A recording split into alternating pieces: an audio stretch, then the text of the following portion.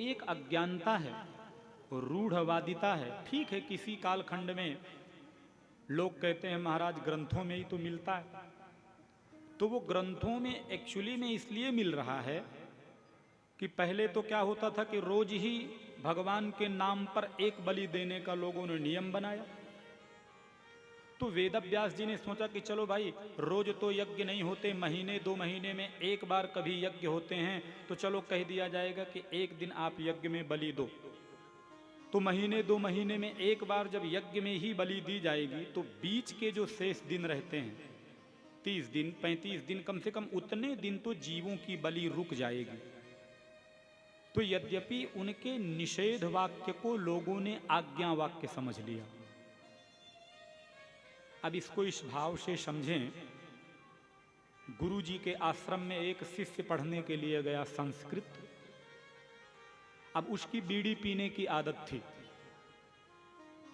तो नारायण गुरु जी ने सोचा अब इसकी बीड़ी मैं कैसे छुड़वाऊं, डायरेक्ट तो छोड़ने वाला नहीं। तो गुरु जी ने कहा देख भैया, तू खाली रविवार का रविवार बीड़ी पी लिया कर। लेकिन उस शिष्य ने क्या किया कि और छोटे छोटे नन्हे नन्हे बटुकों को एकत्रित कर लिया और कहा सुनो, गुरु जी ने रविवार की बात कही है, 4 दिन और पी लेंगे, उसमें क्या जाता है। यद्यपि गुरु जी ने इसलिए रविवार को कहा कि कम से कम हफ्ते में एक दिन पिएगा, धीरे धीरे वो भी छूट जाएगी।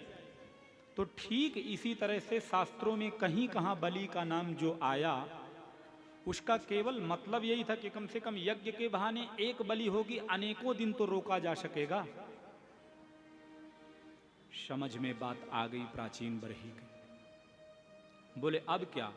बोले अब तो कर्म बंधन में पड़े हो, अब प्रभु से प्रार्थना करो, सबसे बड़ा वही प्रायश्चित्त होगा। क्योंकि कभी कभी शास्त्रों की जो बात है ना, वो प्रत्यक्ष में कुछ और होती है और परोक्ष में उसका कुछ अर्थ और होता है। ध्यान से समझिएगा। अब एक गुरु जी थे, उन्होंने अपने शिष्य की परीक्षा ली। 8 साल 10 साल शिष्य ने गुरुकुल में पढ़ाई की और गुरु जी ने एक दिन कहा बेटा आप एक काम करो,